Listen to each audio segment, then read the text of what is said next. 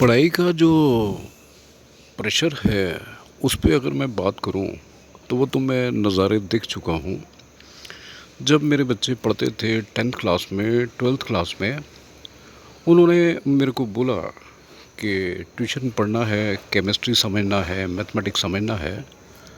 तो एक मैडम थी, Kashmiri Pandit. She was well known to me. मैं उनके घर में गया, मैंने कहा दोनों को आप पढ़ाओगी? वहाँ सहारनपुर में एक स्कूल था, सेंट मेरीज़, वहाँ मेरे बच्चे पढ़ते थे तब। तो उन्होंने बोला पहले आप चाय पीजिए बात करते हैं।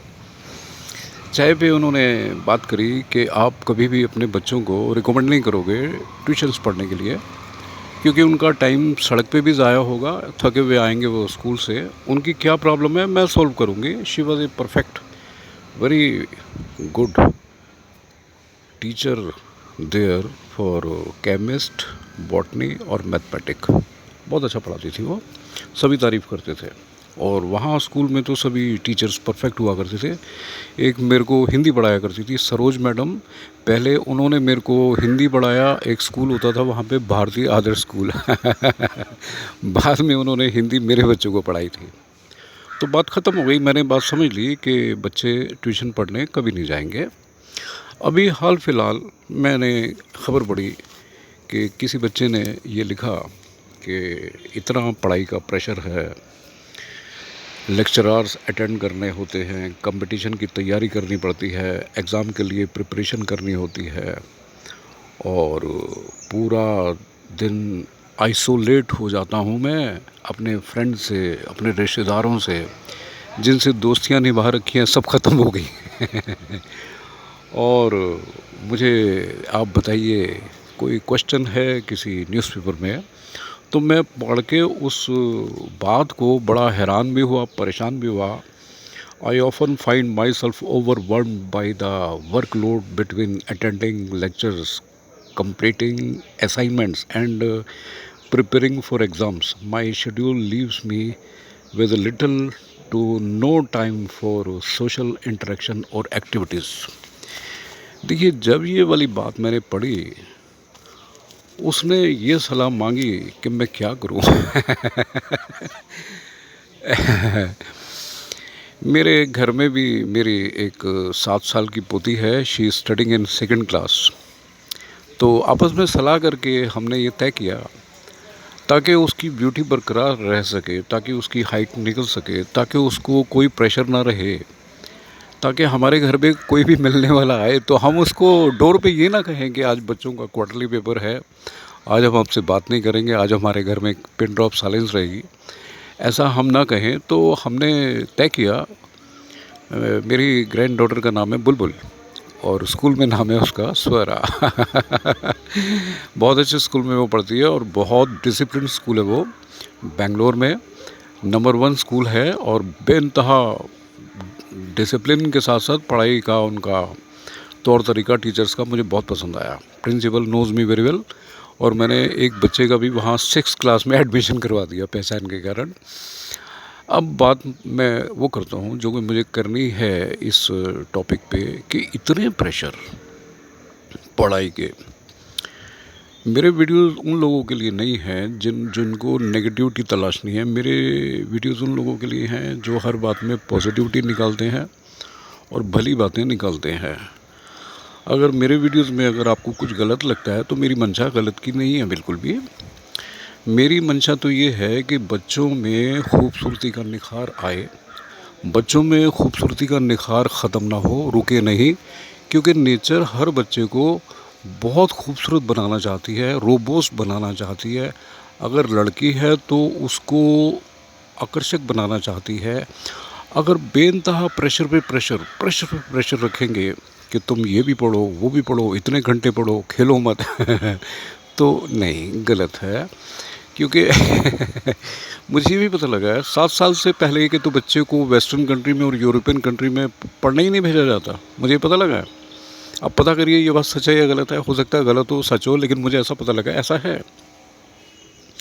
ज़रा से बच्चों को खेलने से फुर्सत नहीं होती, सोने से फुर्सत नहीं होती, मौज मस्ती करने से फुर्सत नहीं होती। इतने प्रेशर काहे को डाल रहे हैं? इतने प्रेशर काहे को डालने हैं। मैंने पढ़ाई करी और मेरे फादर साहब को पता नहीं होता था कि मैं एमबीए का रिटन एग्ज़ाम भी दे आया साउथ एक्सटेंशन में, बनारस हिंदू यूनिवर्सिटी का। मैं सेलेक्ट हो गया था मगर इंटरव्यू में सेलेक्ट नहीं हो पाया। मेरे फादर साहब को पता ही नहीं था है। थोड़े से पैसे पापा से फादर से लिए और दिल्ली चला गया, एग्ज़ाम लिखा, एग्ज़ाम में मैं पास हो गया। किसी से दोस्ती हो गई, वो मेरी फ्रेंड बन गई, वो आज भी मेरी फ्रेंड है है ना। तो और अब मैं तब से अब तक फादर साहब को कोई फ़िक्र ही नहीं। इट मीन्स मतलब मैंने उनको कभी परेशान नहीं किया कि भी मैं अपना काम क्या करूं क्या ना करूं। पहले होलसेल कपड़े का काम किया, बाद में इसलिए मैंने छोड़ा कि मेरे को कर्नाटक में आना था बच्चों के पढ़ाई के कारण। तो मैं ये सोचा सभी यहाँ जॉब करेंगे, तो यहाँ घर भी बन गया, भगवान ने बना दिया। और एक बिल्डर भी बहुत अच्छा मिल गया जिसने पूरा घर बनाने के बाद मेरे को पोजीशन लेटर भी दे दिया और कीज़ भी दे दी। और 2-3 दिन के बाद जब मैं उसके ऑफिस में चेक बुक लेके गया तो मैंने साइन करके उसको चेक दे दिया और हम दोनों गले लगे कि आपने मेरे लिए बड़ा अच्छा काम किया। तो देखिए, आप इजी रहेंगे तो ब्रह्मांड में सारे काम इजी होते रहेंगे। आप टेंस रहेंगे और बच्चे भी टेंस रहेंगे, अंडर प्रेशर रहेंगे, तो सारे हालात ऐसे बनेंगे कि हर चीज़ टेंस होती चली जाएगी। कुछ भी घटेगा, कुछ भी होगा, बहुत मुश्किलों से भर जाएगा वो। मैं इस बात को बड़े ज़ोर दे के कहना चाहता हूँ कि जैसा आप सोचोगे वैसे हालात बनते जाएंगे। This is for sure, this is for sure. ये मान के चलिए, आप इजी लाइफ लेना चाहते हो, प्रॉस्परस लाइफ लेना चाहते हो, मेरी बात, मेरा तरीका ये है slow life, no pressure, no busy life, no emergency, no urgency. बच्चों को खुला छोड़ दो, फ्री। उनको पूरा अख्तियार है कि वो किससे मिलें, किसके पास जाएं, कहाँ उनको प्लेजर मिलता है, कहाँ उनका अच्छा टाइम पास होता है। क्योंकि मन को खुशी भी तो चाहिए, मन को सुकून भी तो चाहिए, मन को आराम भी तो चाहिए। सिर्फ पढ़ना और पढ़ना साइकोलॉजिकली उस पर इतने प्रेशर नहीं होने चाहिए। सबकी ज़िंदगी में अच्छे ज़िंदगी के मुकाम लिखे ही है मैं जब यहाँ पर बच्चे मेरे पढ़ने आए बेंगलोर में, तो मेरे को बड़े लोग मिलते थे, बड़े लोग नए नए मिलते थे जो एडमिशन कराने आए। कहीं कैंटीन में बैठ गए, हम लोग चाय पीते थे। तो एक कोई मेरे को मिले, oh she was from Singapore. तो उनका यहाँ पेरेंट्स थे, तो सिंगापुर में कॉस्ट ऑफ लिविंग ज़्यादा थी, जो भी रहा होगा मुझे याद नहीं उन्होंने क्या बताया। तो वो यहाँ कॉलेज में जहाँ मेरे बच्चे पढ़ते थे वहीं एडमिशन कराने आई हुई थी।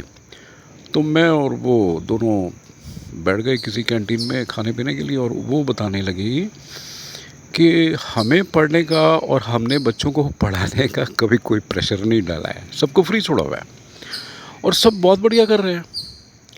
देखिए, this is the mind set, this is a mind game.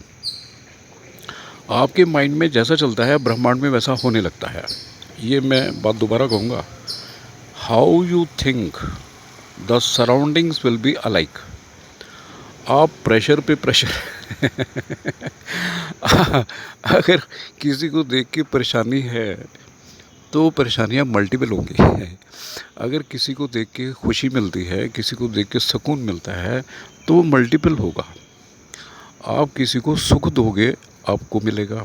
आप किसी को तकलीफ़ दोगे, बच्चों को तकलीफ़ दोगे कि पढ़ो पढ़ो पढ़ो, खेलने का टाइम नहीं है, पढ़ो पढ़ो पढ़ो, बच्चे की हाइट रुक जाएगी, बच्चे का खाना ख़राब हो जाएगा, बच्चे की नींद ख़राब हो सकती है, बच्चे की हेल्थ ख़राब हो सकती है ना। बच्चा हर वक्त डरने लग सकता है फ्री छोड़ो। मैं कितने लोगों को जानता हूँ जो मेरी एज में अब हैं, they are billionaire, they are billionaire.